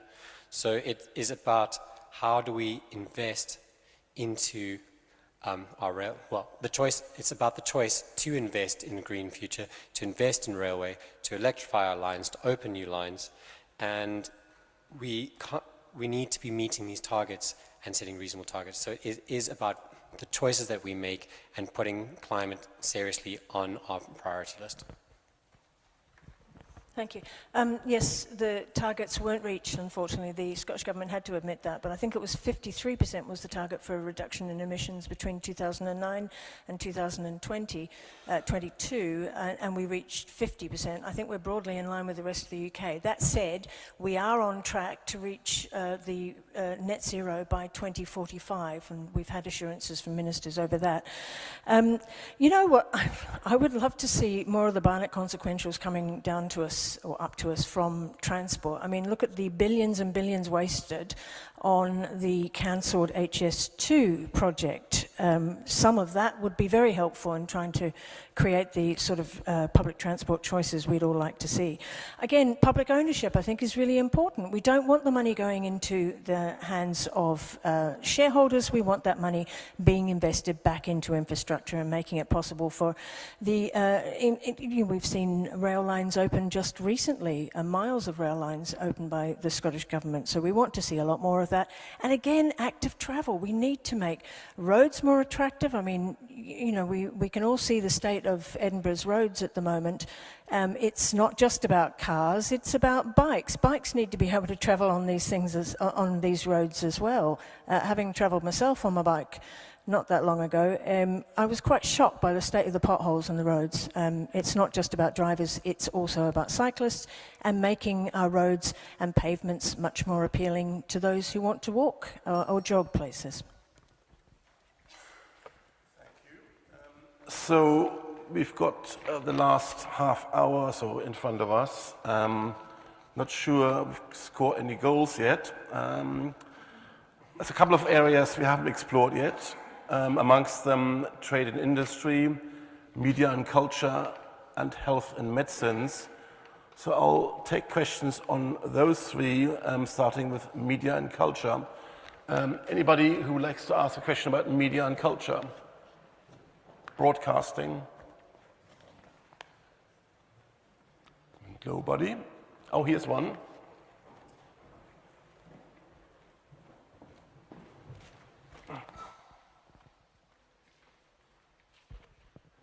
Yeah, hi. On media and broadcasting, one of the things that strikes me is we have a unique organisation in this country, in the British Broadcasting Corporation, which provides us with BBC One, BBC Two, BBC Three, BBC Four, BBC World Service, radios 1, 2, 3, 4, and so on, for the cost of a couple of cups of coffee a week. The BBC seems to me to be under constant attack from different political parties all the time, but it seems to be an institution that is precious. What would the parties do to support the BBC and to continue to ensure its independence?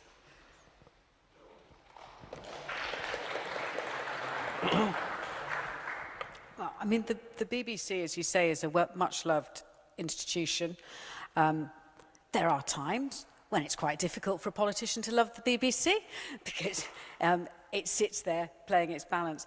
It's enshrined in its constitution, that its independence is enshrined in its constitution. And there's always going to be a debate about how we fund that as broadcasting changes so radically, given the other players in the market, that you've got so many streaming services. And the BBC is going to have to compete in that. It would be peculiar if you said, here is our model, this is going to survive, this is completely monolithic, and we're never going to have to rejig that as the whole of the market changes around it.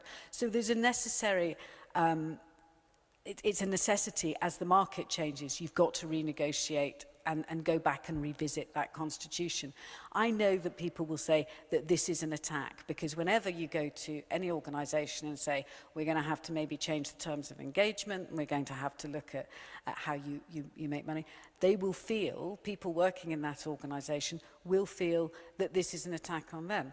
But it's a reaction to the wider changes in the market and developments. So I don't see that the BBC's going anywhere soon, but there is going to be a conversation which is going to be ongoing in an ever-changing market.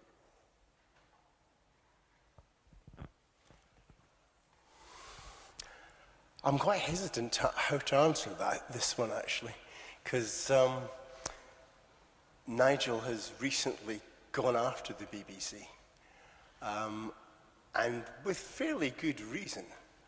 The journalist Nick Robinson was desperately trying to stop him actually completing a sentence during that interview this week. There are a lot of great things about the BBC. I'm just not certain that BBC TV has kept its way and kept its impartiality. Far too many programs seem to me to have a certain bias, a certain groupthink outlook. And that, I think, is very dangerous for the BBC, or as it would be for any other organisation. You can't just allow the same groups of people with the same points of view to control all the broadcasting. I mean, when was the last time you saw a genuine right-wing comedian on Mock the Week, for example? You know, it doesn't happen. Well, I mean, apart from me, obviously. But it's quite dangerous when all the people you see have the same point of view, and that worries me quite a lot. I want a diversity of people and a diversity of views, and I don't think we're getting that. We had it 20 years ago. We don't have it now. Thanks. Yeah, I mean, as part of an institution and between radio and reaching out to the wider world as well, to have that independence is just fantastic. So many people around the world rely on World Service, and certainly as services that I use on a daily basis. Obviously, we will continue to invest in its independence, and we want it to remain an independent broadcaster.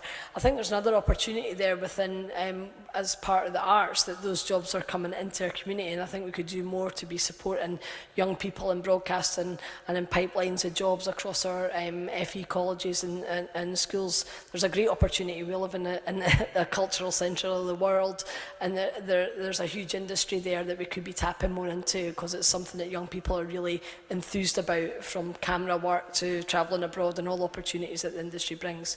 So yeah, big fan. Thank you. I better declare an interest because I'm a member of the all-party parliamentary group on the BBC, so I'm certainly well aware of the difficulties that the BBC has experienced, but I'm also a huge supporter of public service broadcasting. My father worked for the BBC equivalent in Australia, the ABC. I think the BBC recognises it has got some issues, and these are things that are discussed at these meetings of the all-party parliamentary group, with young people in particular. So they're investing more heavily in digital, and things are changing around the BBC.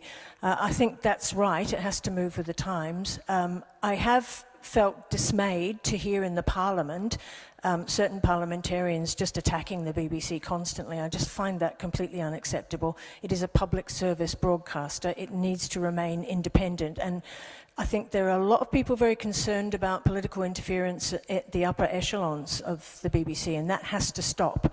It must not be subject to political influence in the way that many of us suspect has been happening behind the scenes.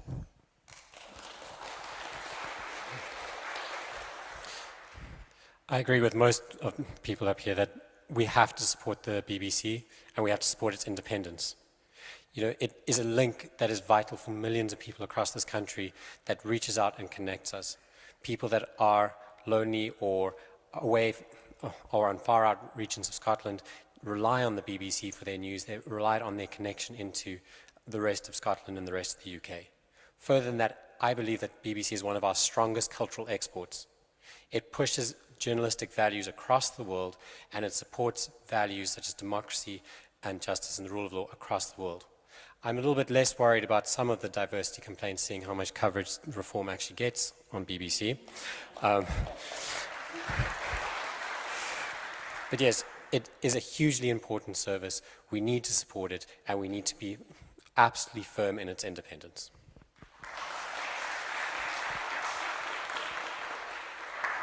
Thank you. We've got time for 2 more questions. One, I'll open up any topic as long as it's a reserved matter. Last question is a very interesting one, so I'll like to leave a little bit of time for that. So any question on a reserved matter, ideally one that can be answered fast as well. That lady over there.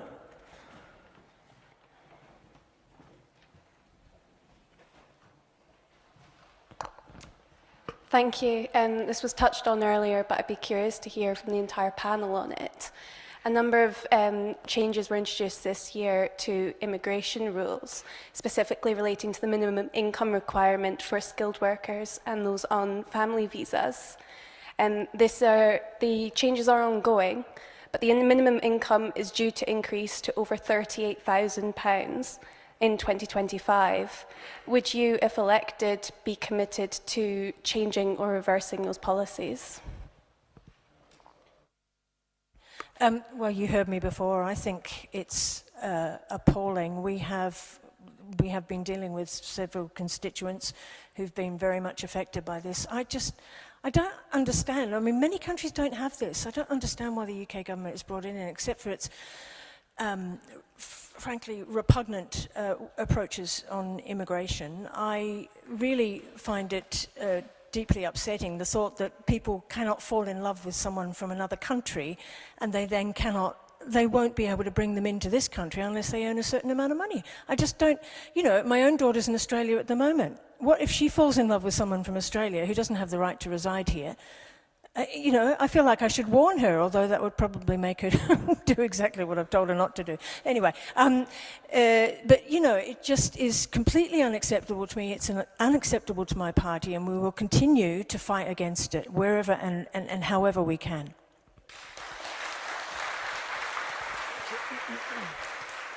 Yeah, it's very, very tricky policy. My stepson has just the baby, and his girlfriend's from the Philippines, and she can't see her family, and she's just going through a lot of problems. There's lots of stuff about immigration that I also agree is repugnant, and banning Rwanda is in our manifesto, and that we would definitely be bringing an end to that. Well, nothing's happening with it anyway, but we will be bringing an end to that policy and actually investing that money so that we can deal with the backlog of asylum seekers and immigration claims, so that people are staying in tiny accommodations waiting to be processed, which is completely unfair. People who may be able to stay here, who want to work and want to contribute to our wealth. So we all see the benefits of that, particularly in Scotland, because of the ageing demographic that we have and the skills and services within our NHS and our care systems. So yeah, we are very beneficiaries of that policy, and it was something that I think we should continue to do. Speaking as a party that's committed to reducing immigration, I suspect I'm going to make some unfriends here. It's interesting how they do the dependent visas. 38,500 strikes me as being an extremely large amount of money. On the other hand, we are also aware that people coming here to study, we issued 180,000 dependent visas to students in this country, which strikes me as being perhaps excessive. I mean, if you're coming here to go to Edinburgh University, you don't tend to bring your mum. I don't want to see the increase to 38,000. I think that's a little excessive. The current level is just under 30,000, and that seems to me about right. because at that point, they're not just going to sit there on benefits for the next decade. They actually have got money, they've got wealth, they can build something with their lives. Thank you. This is one of those hard questions that politicians have to face that Alan mentioned earlier. When you consider the pressure that is on the NHS, that's on housing, 5,000 people in temporary accommodation every night in Edinburgh, and that's one city in the UK, we don't have the capacity to continue with immigration at the current rate. And this is a measure to reduce the amount of immigration into the UK. That's why it's been introduced, that's why the cap's been raised. We know that for many people it's the third most important issue across the UK, on a sort of global UK basis, that of concern to people is immigration. We probably see a different aspect of it up here, but across the UK, people are seeing that the pressure on services means we have to reduce the numbers that are coming in, because we can't afford to house them.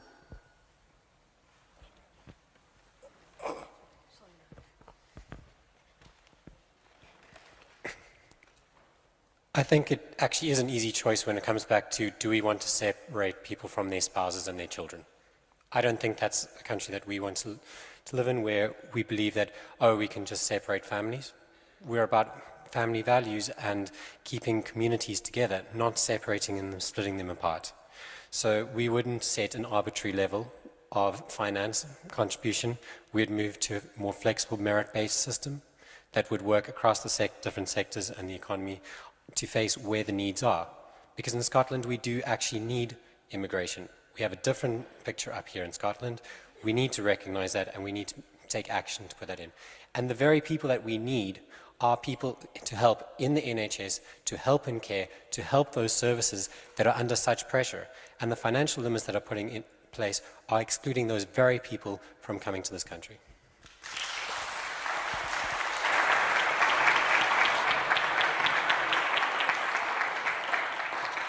Okay, that's our last question coming up. And I'd like Ian Macbeth, if he's in the room, to ask his question. Is he here? He's not, but it's such a good question, I think I'm going to ask it anyway in his absence.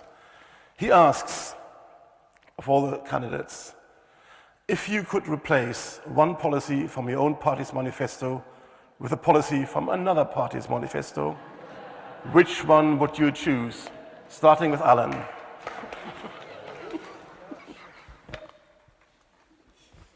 You're all hard. I'm trying to think of anything.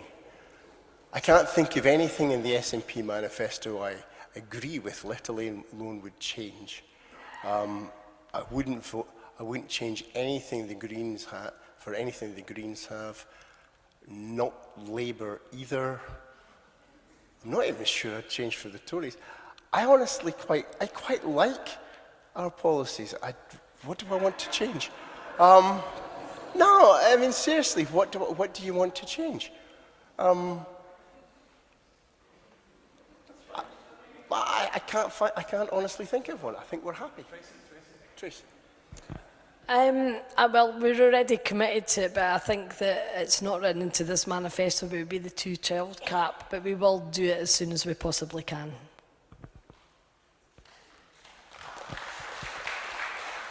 I would like to see some of the employment proposals from Labour. I would like to see it made possible for Scotland's government to introduce those. We don't have employment law devolved to Scotland, unfortunately, although the STUC has been in favour of that for some years. So I would certainly like to see the possibility for our Scottish government to take some of those decisions, because at the moment it's not possible because of that reserve situation.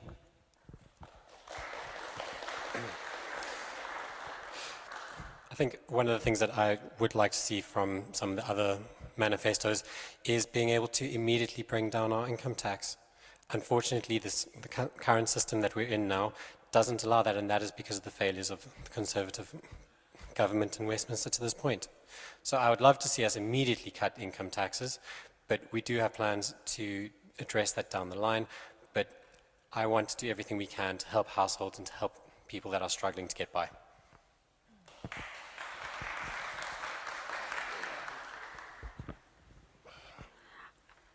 Well, the one policy that I wouldn't add because it's already in our manifesto, but I would underline and underscore and take from the Labour manifesto is the emphasis on economic growth. That if you do not grow the economy, you cannot pay for public services. And I would say to Labour, thank you, welcome to the world of the grown-ups, because you really, for a long time, that bit was missing in what they were saying. And it wasn't going to happen. But that is the reality. You cannot have public funding without a really successful private sector. And the more successful your private sector is, the more public funding there is available. And actually, I firmly believe the more successful your private sector is, actually, probably you less need for public services, because you should have got people into good jobs and paying work. And that is the most efficient way and the most effective way to end poverty, which is what I think would probably unite all of us on the panel in wanting to see. Thank you. I find the candidates remarkably dogmatic. I hope there would be a bit more inspiration there. So we have a lot more time on our hands than I thought. So time for one more question. Again, a quick question. Who have we not had there? The gentleman there.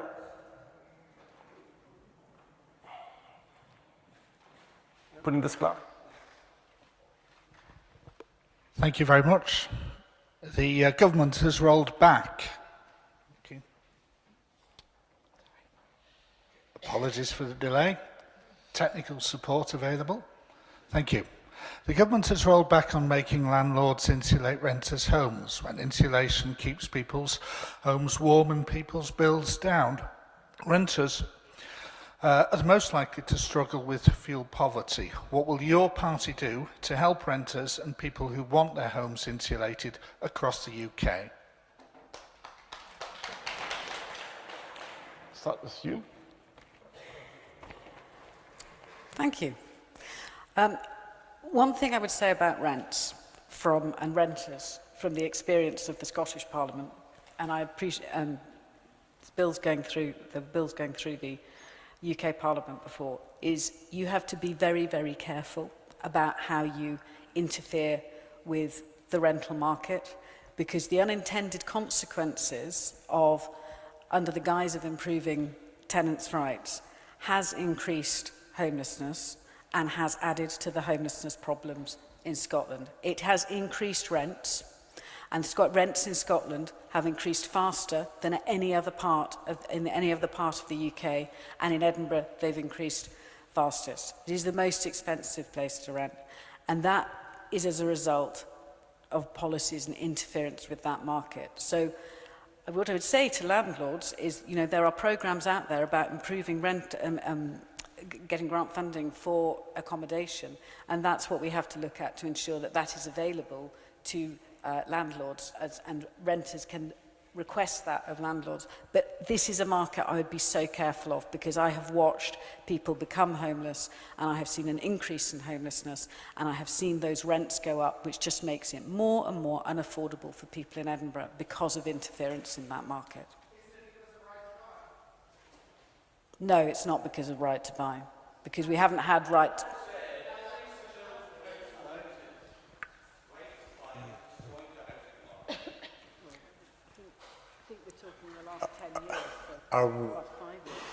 Right, okay. Rents, yes. Are they too high? God, yes. My niece just found a flat for herself and her boyfriend. £975 a month for a one-bedroom flat. That's not cheap, even if you've got two people paying it. It's insulated, but it's unfurnished. That's the reality of rents in Edinburgh, and that's the reality of a lot of very well-meaning policies and the effect that they have had on rental properties. Rent control, which I know is one of everybody on the left's favourites, it doesn't work. It's never worked. Rent controls have never worked, ever, in any country, any city they've been tried.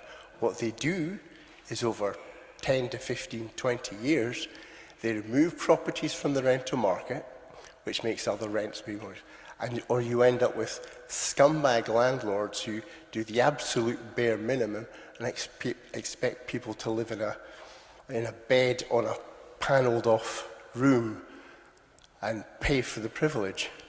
And I know that's true because I ran into that in October in 1986 when I was living in London. Yeah, what would we do about it? I want to stay out of the rental market. I think government has no business in it. Thank you for your question. Obviously, one of the problems in this city in particular, and the reason we have a house in emergency, which has just been declared after Labour has fought and fought and fought for it to be declared at the Scottish Government level, is there's a supply and demand problem, and now the affordable housing budget is also being slashed by millions. So we have to build our way out of this problem, is one of the things that we need to do, because if we have more supply, then demand comes down, and then that brings the inflated markets down as well. Labour are also committed as well as to building. Obviously that also creates jobs, and it brings more jobs into the economy, and it means that people that are working in those jobs have got skills that we can deliver, and they will spend money in the economy, which grows the finances that we have for public services. So it's circular in terms of the economy. As well as that, the house building plans that we have are obviously we are committed to doing, and the other elements of social housing, there's the advantage that you have in terms of security for children, being lifted out of poverty because they're likely to be going to the same schools. They're not going to be having to move about. It'll solve some of the housing emergency problem we have in terms of homelessness as well. So so I grew up in a council house. I know how valuable that is for people, and it's really important to have that security for young families.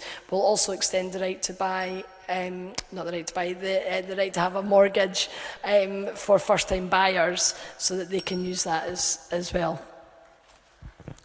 Right to buy was abolished in Scotland some years ago, of course, thank goodness. And also the Scottish Government has, in fact, built, and I know this isn't enough, I mean, we are a victim of our own popularity in a way in Edinburgh. Many people want to come here to live, but the Scottish Government has built more affordable housing per head of population than anywhere in the rest of the UK.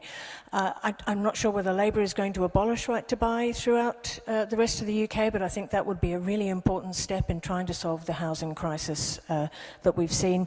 I mean, if the Tories had kept up to their commitments, grand commitments made, I think, under Michael Gove of increased housing, then you might have seen a change in the numbers of houses available for people in the rest of the UK as well, and that would have had some knock-on impact in terms of funding, because, again, I come back to the fact that Labour is committed to keeping to the same fiscal rules as the Tories.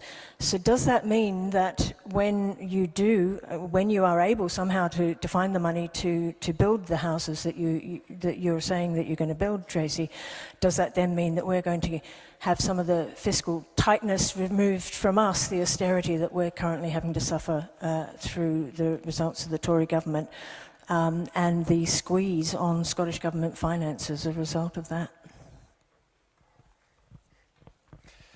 We all know that there is a housing crisis, and this is agreed across this panel, and there are people that are stuck living in conditions which are actively causing their health to get worse. We need to address that, and the only way we can address that is by building houses. And that is why our manifesto has us building 380,000 houses a year, 150,000 of which will be social houses. On top of that, we have a program which we will be helping people to insulate their homes, starting with those with the lowest income, so that we can address that problem in people's homes, because people deserve to live in warm homes that they can afford to heat. So I don't think that it is just a case of a housing crisis because of interference with landlords is because we do not have the supply that we need for people to live in.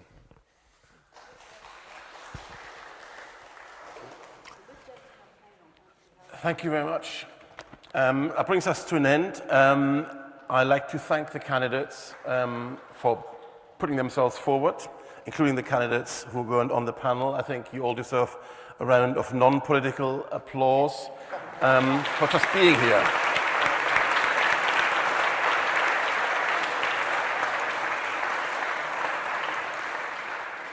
I'd also like to thank everybody who turned out on this mild summer's night and subjected themselves to hearing the arguments. That's your duty. If you want to vote, you have to listen to the arguments. So thank you for being here tonight. And thank you too for the selfless Spurtle volunteers who will be accosting you on the way out as well with buckets to help with financing the hire of the hall. They organized and staffed and paid for upfront the money for this hall here. Thank you very much to the Spurtle.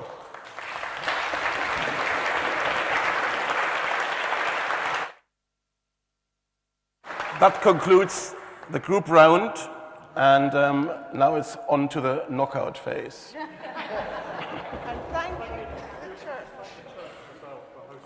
And I'd like to thank the church as well, who hosted us, and especially the gentleman who did the sound and the vision tonight. Thank you very much.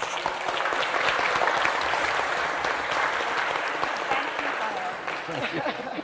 I didn't thank you. I thanked you earlier at the beginning, I guess.